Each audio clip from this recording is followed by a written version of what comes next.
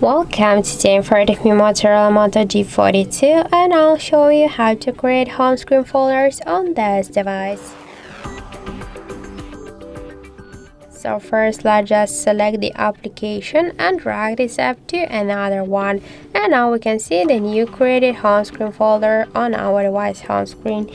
If you want to add here more applications, just hold it and drag it to the folder by this way. If you want to rename the folder or give a name, just tap here to edit name. And now just select and enter the new one. For example, let's use the apps. Tap to the home button, and now we can see that we just successfully renamed our device home screen folder. If you want to move this folder on the screen, just hold it and drag it by this way. We can also move folders between the screen, that's never a problem.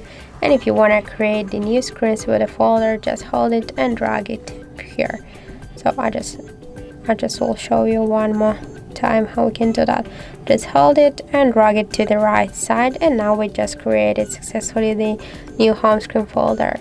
If you want to remove the app from the home folder, just hold it and drag it here to the home screen if you want to stay with this application on the home screen. But if you want to remove it from the folder and from the home screen, just hold it and drag it here to remove icon.